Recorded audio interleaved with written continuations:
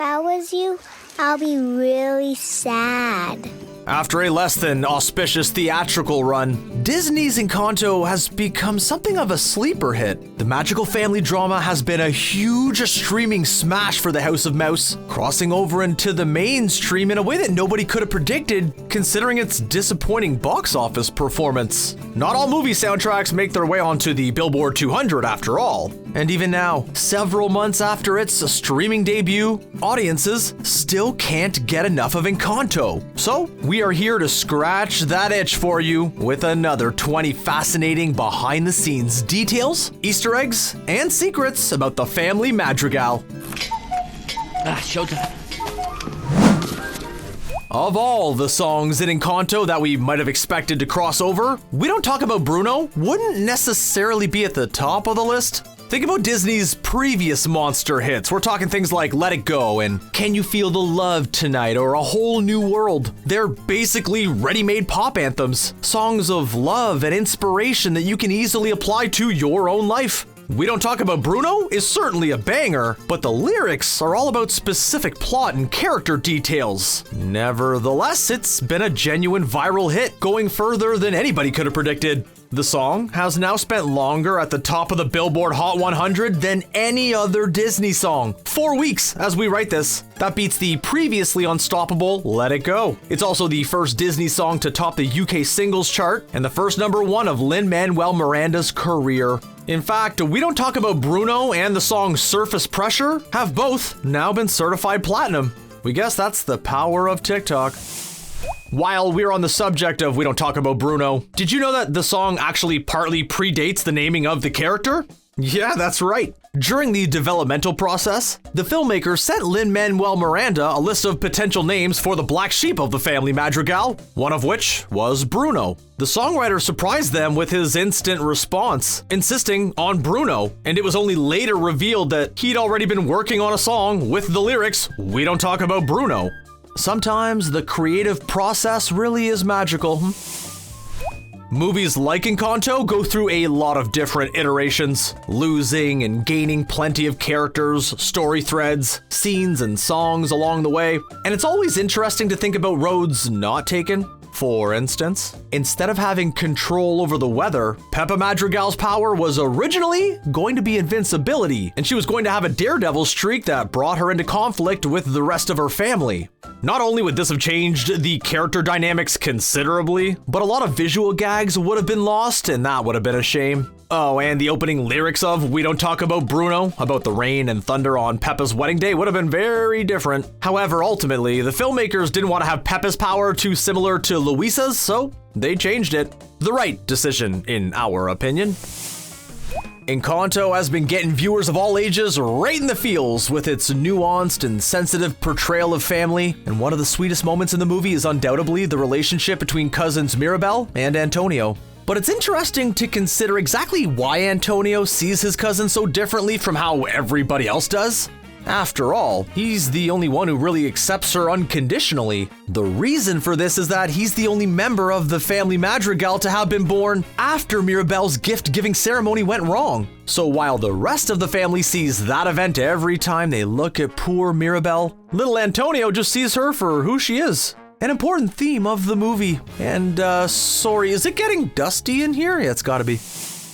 Unlike movies like Moana, which travel far and wide to many different places to weave their narratives, Encanto uses limited locations to tell its story, something that really adds to the intimacy of the movie. We spend a whole lot of time in the Casita, and we never venture further than the mountain. But this wasn't always the case. In the original draft of the script, Abuela Alma was going to take Mirabel to the city where she grew up, showing her cars and technology that she never dreamed of. This thread was eventually dropped, and with good reason, but we can't help but wonder, could it be a clue to where things might go in Encanto 2? Of course, a sequel hasn't officially been announced yet, and even when it's greenlit, it'll be years before we see it. But the monster success of Encanto pretty much guarantees it, and Mirabel has a habit of pushing things forward, so taking her family into the big scary world seems like the next logical step. Remember when Mirabel first finds Bruno in the walls, and he tells her that he doesn't patch up the cracks? That's Hernando's job?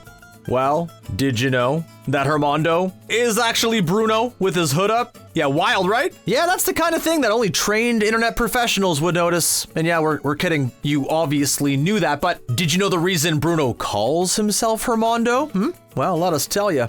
It's a little private shout out from the filmmakers. When researching the music and culture that they would be drawing upon for the movie, they traveled to Colombia, where they stayed with a friend called Hernando. Always nice to shout out a friend, don't you think?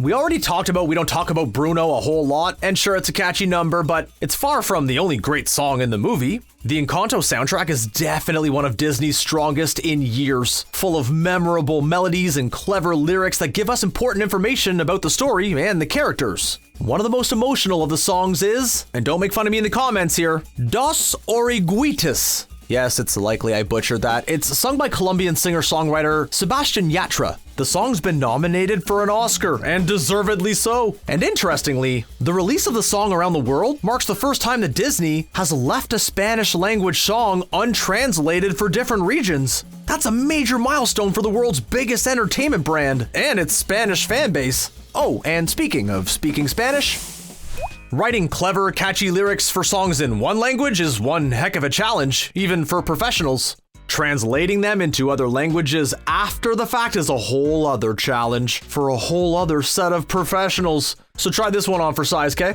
When asked about how they went about translating the lyrics to Encanto songs into Spanish, writer and director Jared Bush revealed that Lin-Manuel Miranda was thinking of the Spanish translations of the words while he was writing the original English versions.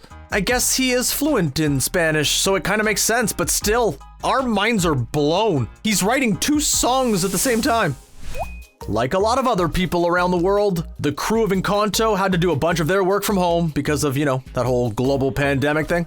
But unlike a lot of other people around the world, they had to do this while observing Disney's stringent security protocols. After all, nobody wants a visit from Disney's lawyers. Ooh, he's gonna win. Better to have Darth Vader himself at your door. These heightened security concerns meant that, in order to do his work, Lin-Manuel Miranda had to keep asking for specific scenes to be sent to him privately. In fact, he literally had to send messages asking for minutes 45 to 48 and things like that. Did the scenes self-destruct after 5 minutes? Did it come with special security guards who would watch Lin-Manuel Miranda and ensure that he didn't leak anything?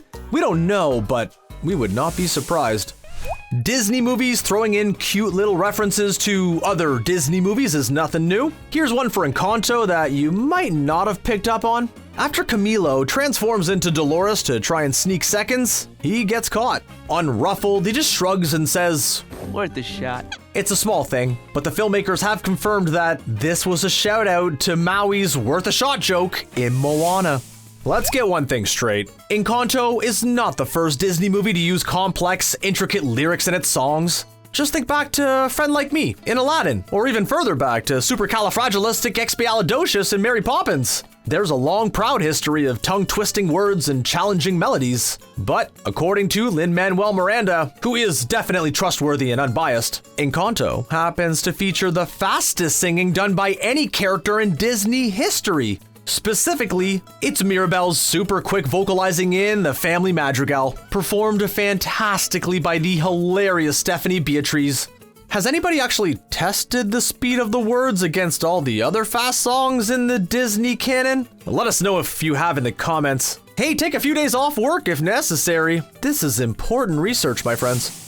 Movies are huge and complicated enterprises with lots of moving parts, so it shouldn't be a surprise when coincidences happen during the developmental process. Given enough variables, they are bound to occur. But this one's kind of fun. Originally, the character of Mirabel was going to be called Beatrice. After various discussions, the name was changed to Mirabel. Then, more than a year later, the crew hired Stephanie Beatriz to voice her. Beatrice, spooky, huh? Well, maybe not spooky, but an enjoyable piece of serendipity, we think that you'll agree. As for why the name was changed from Beatrice to Mirabel in the first place, writer-director Jared Bush explained that Mira is Spanish for look, and as the whole movie is about learning to see each other fully, it's fully on theme. Can understand this? Yes, I'm a linguist. That's what I do. That's my job. One of the things that we really appreciate about the Encanto soundtrack is how much thought and care has gone into each and every song. Of course, we've all gone wild for the catchy melodies and the clever lyrics, but there are lots of even subtler elements that a listener might not initially pick up on. Mirabel's song Waiting on a Miracle is one example. The song was specifically written in waltz time, giving it a totally different rhythm from the rest of the songs in the movie. Lin-Manuel Miranda did this deliberately in order to show through the music that Mirabel is out of step with the rest of her family, dancing to the beat of her own drum, you could say. You want to talk about attention to detail? Yeah, that's Exhibit A, and it does not stop there. This is more a fun piece of trivia than anything else, but it still shows how much care the production team took over the movie, right down to the marketing department. If you look really closely at the first poster for Encanto, you can actually see Bruno skulking around in the background. See? Even before we started watching the movie, they were giving us clues that there was something going on behind the scenes. And those clues continue into the movie itself. During We Don't Talk About Bruno, yes, we're talking about We Don't Talk About Bruno again. If you're paying really close attention, you can see Bruno himself sneaking around up on the balcony while everybody else talks about how much they don't talk about him. Okay, well, we'll admit it might just be Camilo pretending to be Bruno, but when someone on Twitter asked Jared Bush to confirm who it was, the director said it's meant to be ambiguous, so our theory still stands. Here's another clever detail that you might not have noticed in the music of Encanto. Of course, we've all heard of foreshadowing, but what about musical foreshadowing, huh? Okay, so let's analyze this. In the movie's first big song, the Family Madrigal, Abuela Alma gets a short verse to herself. We swear to always help those around us. If you listen closely, you'll hear that her section of the song uses the same melody as the later song, that one I couldn't pronounce earlier, Dos Oruguitas. That song tells the story of Alma and Pedro. It's a subtle way of showing that through the music, Alma is still very much connected to those events from her past and grieving her lover. Character and story detail through melody. Neat, huh? The Disney princess has become a bona fide institution at this point, and while the phrase Disney princess is probably a little old-fashioned at this point, the basic archetype still holds to this day. A plucky dreamer for little kids to look up to. Mirabel is no different in this respect, a brave soul who doesn't quite fit in. But there is one physical difference that makes her stand out from all of her predecessors: her glasses. That's right, Mirabel is the first Disney heroine to wear a pair of specs. Looking good. Good representation, of course, for those who wear glasses, but it also fits with the movie's theme of learning to see everything fully. We've talked about the attention to detail in the songs of Encanto, but it goes a lot deeper than that. Did you notice the butterflies? Of course you noticed them in Bruno's vision, and at the end of the movie, they were big and bright and golden, and there were hundreds of them. You couldn't miss them. But did you notice all the other butterflies? Mirabel's blouse has butterfly patterns on it. There's a candle with a butterfly design. The house is full of butterfly imagery, including in the nursery, a very important room for Mirabel. Even Alma's keychain has a butterfly on it. Consistent visuals supporting a consistent theme of transformation and growth? Yeah, we love to see it. It's not just the butterflies, though. If you take a close look at the main characters' outfits, you'll notice that most of them have some sort of visual clue, giving you a little insight into their powers or personalities. For instance, Dolores has sound wave patterns on her dress, reflecting her super hearing. Luisa, the strongest sister, has patterns on her skirt that look like weights. Peppa wears earrings with sun patterns, which is pretty fitting for someone who can, control the weather. Alma's dress is decorated with mountains very much like the mountains that surround the Casita. Julietta's outfit bears a mortar and pestle, and that makes sense as she heals people with her cooking. And if you think that's it, oh no, there's more. Isabella, the flower queen, she has flowers on her dress. Okay, yeah, sure, that one was kind of obvious, but... And even the animation in Encanto is full of little character details. take a look at Dolores anytime anybody's applauding. Don't worry, it happens a lot in the movie. And you'll notice that she only ever claps lightly using her index fingers. And why?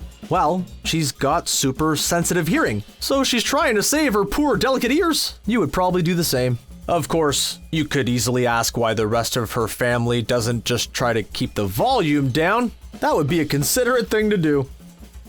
Naturally, anybody who watches Encanto can't help but think about what gift they might be given by the Casita. What magical power would best reflect your personality? Let us know in the comments below. See ya!